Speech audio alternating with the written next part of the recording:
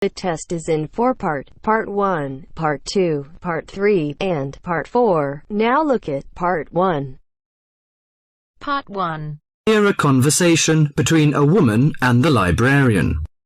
Now you have some time to look at questions 1 to 6.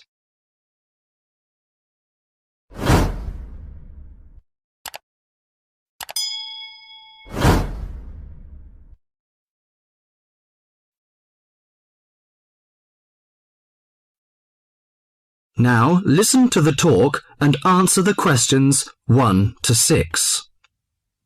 Good morning. Good morning. Can I help you? Yes, I'd like to join the library. We're new to the district, you see. Certainly. Well, all we need is some sort of identification with your name and address on it. Oh dear. We just moved, you see, and everything has my old address. Driving license, perhaps? No, I don't drive. Your husband's would do. Yes, but his license will still have the old address on it. Perhaps you have a letter addressed to you at your new house. No, I'm afraid not. We've only been there a few days, you see, and no one's written to us yet. What about your bank book? That's just the same.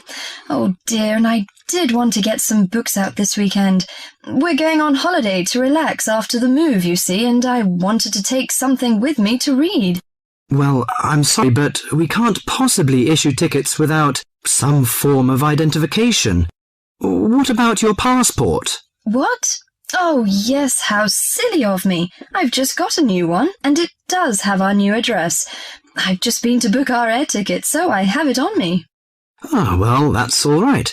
Your ticket will be ready soon. Okay, how many books am I allowed to take out? You can take 4 books out at a time, and you can also get 2 tickets to take out 3 magazines or periodicals. Newspapers, I'm afraid, can't be taken out. Oh, that's fine. Do you have a record library? Some libraries do, I know. Yes, we do. You have to pay a deposit of $5 in case you damage them, but that entitles you to take out 2 records at a time. That's good. Could you show me where your history and biography sections are, please? Yes, just over there to your right. If there's any particular book you want, you can look it up in the catalogue, which you'll find just around the corner. You can also find a touchscreen information service on level 2. Thank you. Oh, and how long am I allowed to keep the books for? Well, the normal loan period is 3 weeks, with 2 weeks extension. Oh dear. We're going away for 4 weeks. Can I renew them now? I'm afraid not. You must do that at the end of 3 weeks. I see. Thank you very much.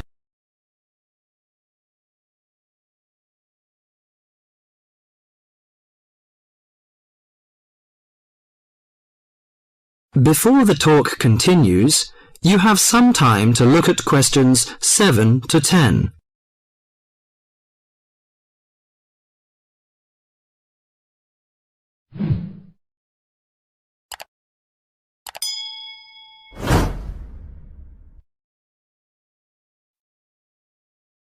Now listen to the talk and answer the questions 7 to 10.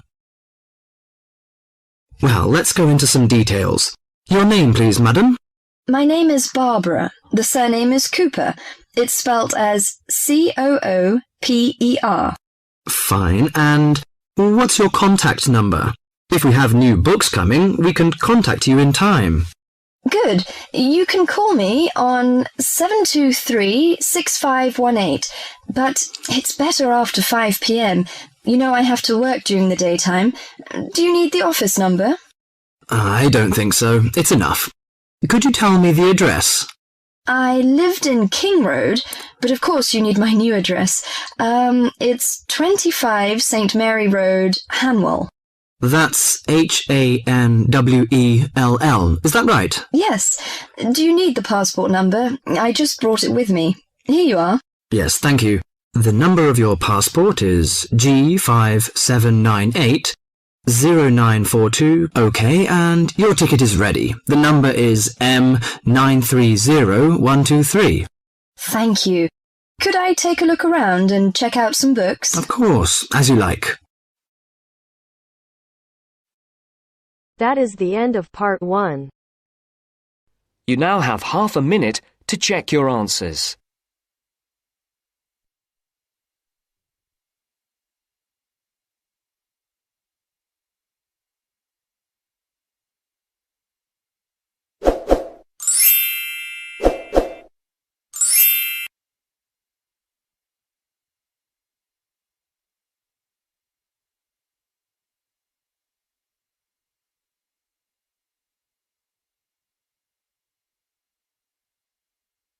Now turns to part 2. Part 2. You will hear a conversation about plans for a university sports centre. First, you have some time to look at questions 11 to 16.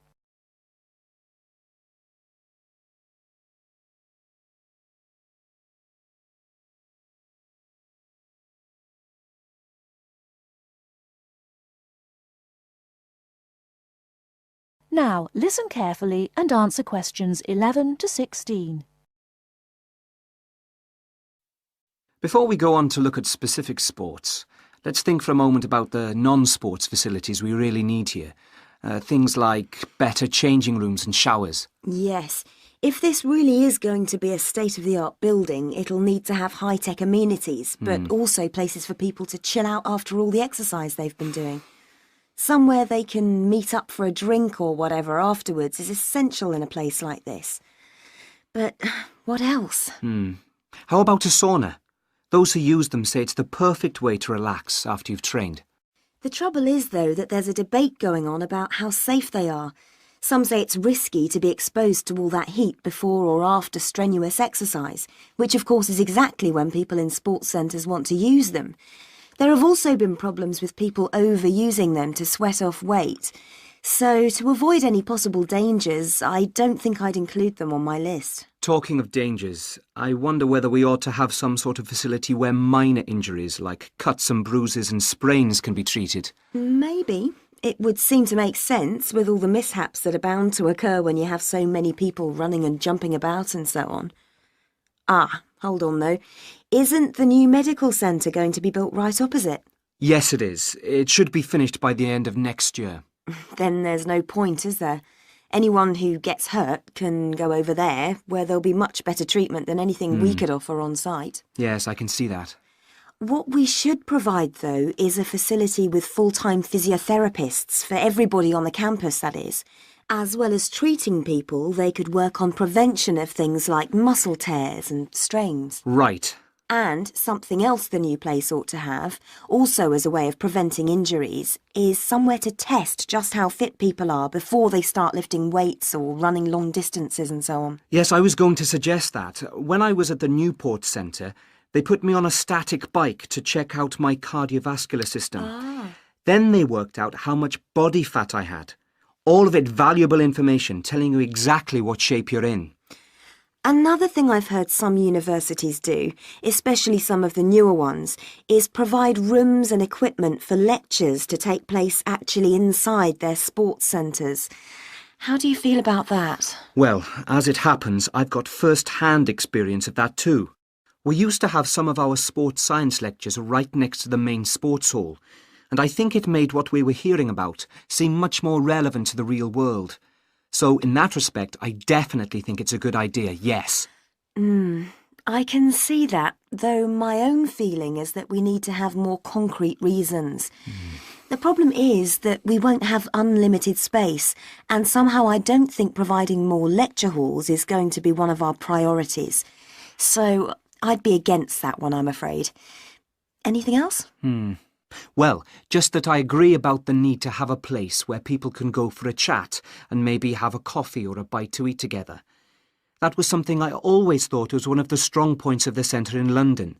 It was a great place to find out about new activities from the people who actually did them.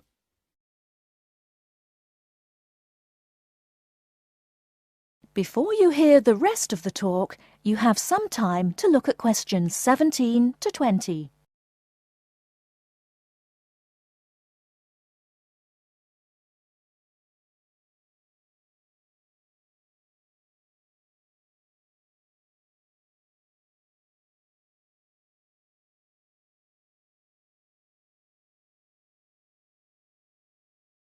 Now listen and answer questions 17 to 20.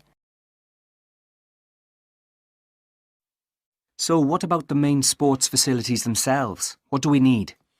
Well, we don't need a rugby pitch because there's already one on the campus. The same's true of table tennis, really. Most of the halls of residence for students have their own tables, so there's no point in using precious space here for any more. Agreed. Something none of them have, though, is any sort of pool.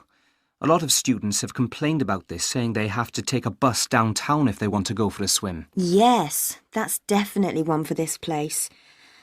Perhaps a jacuzzi, too. That would be nice, wouldn't it? It would. Perhaps next to the squash courts, just down there to the right. They are very popular, by the way. I think we should have a couple more here, don't you? Absolutely.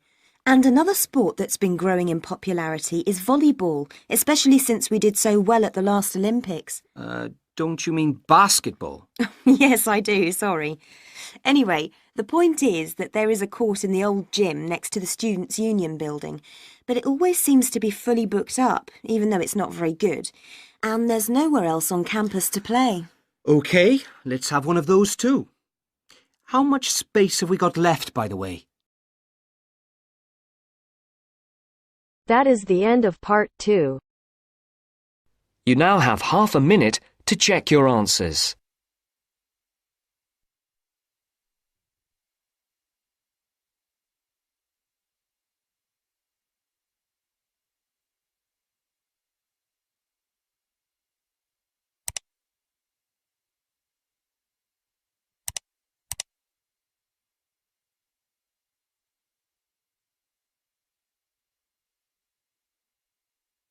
Now turns to part 3.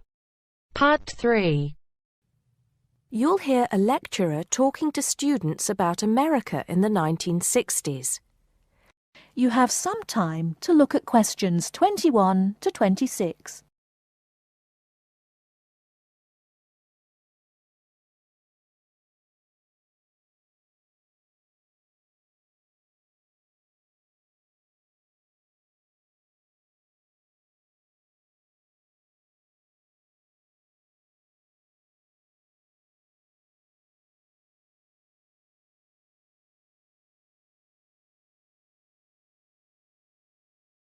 Now listen carefully and answer questions 21 to 26. We begin our examination of America in the 1960s with the usual caution. There is no sense in trying to understand any decade without looking at what came before.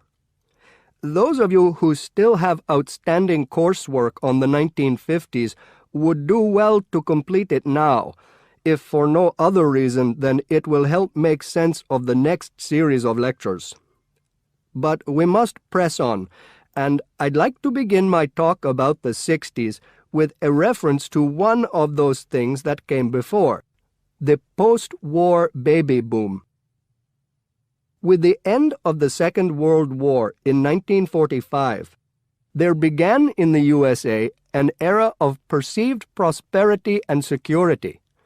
In short, people started to feel that the world was a much better and safer place to bring up children. So, at the start of the 60s, all those children born in the baby boom, 70 million in the US alone, were teenagers. As the 60s progressed, and as this large number of people approached adulthood, there was a noticeable shift in the balance of power, and young people began to have a voice in ways that were not considered possible in the more conservative atmosphere of the preceding decade. Things were moving forward at a rapid pace. The literature of the time brought out all the taboos. Everything was covered, such as race in, for example, the book To Kill a Mockingbird. The role of women changed, and equality for women, well, let's just say that once certain books were published, women were no longer going to be satisfied with their roles as devoted wives and mothers. Through literature alone, the whole fabric of society was challenged, and by the end of the 60s, things would never again be as they had pretty much been for the preceding 40 years. It was a decade of protest, civil rights protests, feminism, the rights of minorities, the Vietnam War. All these causes led to peaceful and not-so-peaceful protests on college campuses and elsewhere. People had been given freedom of speech and they were going to use it. The crime rate rose to 9 times what it was in the 50s, as respect for the old order faded away. But it was also a time of great development. In medicine, the 60s saw the first heart transplant. In technology and the space race, where we saw the first American in orbit and lasers being invented at the start of the decade, and the first man on the moon, and the first primitive internet at the end. Before you hear the rest of the talk, you have some time to look at questions 27 to 30.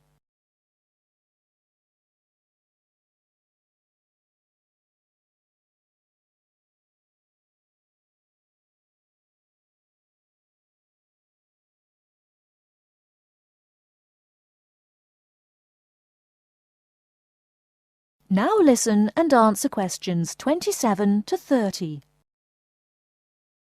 None of this, good or bad, might have happened if things in 1962 had gone slightly differently. On October 16th, President John F. Kennedy met with his closest advisors at the White House. They had obtained photographic evidence showing that Cuba was building or installing nuclear weapons. It was widely believed that Cuba was preparing to fire these weapons at cities in the USA. Kennedy was faced with 3 choices: to try to resolve the crisis diplomatically by negotiating with Cuba and the Soviet Union, to take action to block the delivery of more weapons into Cuba, or to attack Cuba, destroying their weapons. Believing that the first option would end in failure and that the third option would lead to war, it was the second option that Kennedy chose. In doing so, he succeeded in preventing the buildup of more missiles. The Soviet Union then withdrew the weapons from Cuba. Most historians agree that if Kennedy had acted differently, the episode would have led to a full-scale nuclear war between the United States and the Soviet Union. Millions would have died, and the world would have been changed beyond recognition. That is the end of part 3. You now have half a minute to check your answers.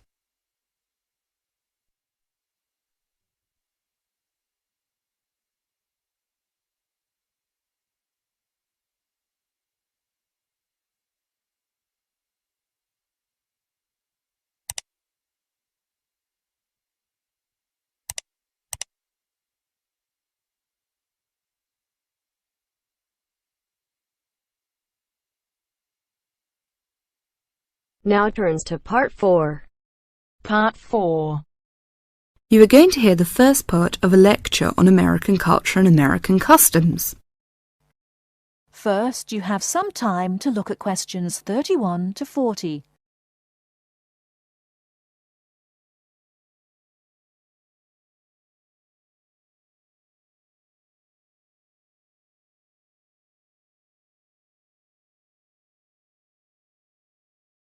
Now listen carefully and answer questions 31 to 40. Well, last week we talked about American education, and today I'm going to discuss American values, characteristics, personal habits and courtesies. Keep in mind as you are listening to this lecture that your goal is to understand, not to emulate or judge. Just briefly, I'd like to mention that there is a remarkable ethnic diversity in the United States. The population of the USA is about 260 million. 73% of the American population is white, 12% is African American, 8% Hispanic, 3% Asian or Pacific Islanders, and less than 1% American Indian or Eskimo. Many Americans resent generalizations being made about them because Americans see themselves as very unique and individualistic. On the other hand, Americans tend to lump foreigners together into one lot and condescendingly view foreigners as people who are not as intelligent or sensible as Americans. Despite Americans' dislike of generalizations and their ethnocentric point of view, it becomes evident that they are indeed American. Americans value individualism, independence, informality, directness, punctuality, achievement, and competition. Individualism is probably the most highly esteemed value in the American culture and an important key to understanding American behavior. In the historical development of the country, individuality was crucial for survival. If you asked Americans to characterize the ideal person, they would probably use adjectives such as autonomous, independent, and self-reliant. Persons tend to be viewed as individuals rather than as representatives of a family or a group. Here are some examples of how this value affects behaviors. 1. If a group of friends go to a restaurant, everyone wants to pay their own way. In other words, they want to have separate checks and not be someone's guest. 2. In friendships, which seem to initially develop more quickly in the US than in other cultures, the Americans may feel uncomfortable if you give them more help than they need. This is a tendency to draw back and see dependency as weakness. In some ways, the stress on the individual rather than the family or group has led to a more informal society. Sometimes this lack of formality is viewed by members of other cultures as a sign of lack of respect. But that is not the intention in the American value system. This informality is even more predominant on the university campus than in other segments of society. Some ways in which you might see this value expressed in behaviors are: 1. You will generally be on a first-name basis with other students, in spite of any age differences. 2. Dress is very informal on campus. 3. Language is informal and sometimes confusing. Phrases like "see you later" and "drop by any time" are not meant literally. They are informal ways of saying goodbye. Americans are direct. Honesty and frankness are more important to Americans than saving face. They may bring up impolite conversation topics which you may find embarrassing, too controversial, or even offensive.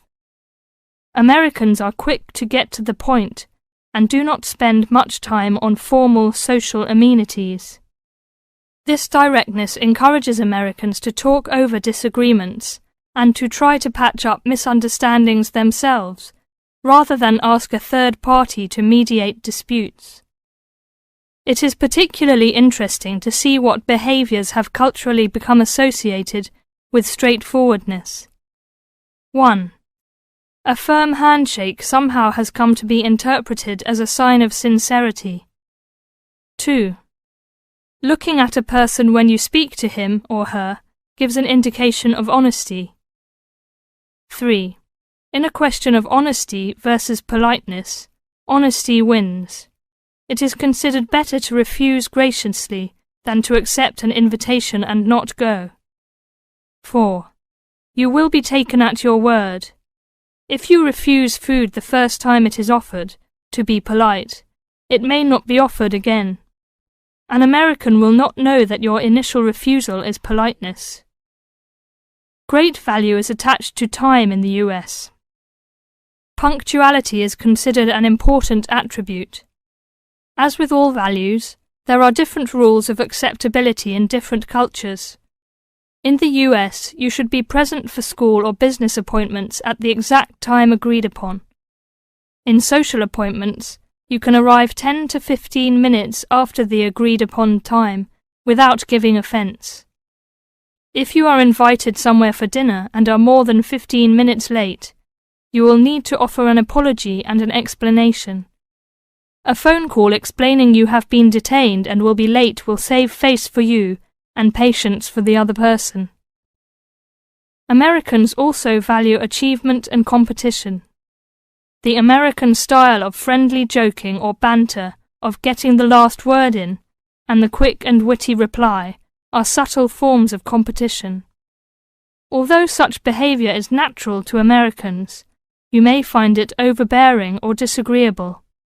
Americans are obsessed with records of achievement in sports, and sports awards are often displayed in their homes. Also, sometimes books and movies are judged not so much on quality, but on how many copies are sold, or on how many dollars of profit are realized. That is the end of part 4. You now have half a minute to check your answers.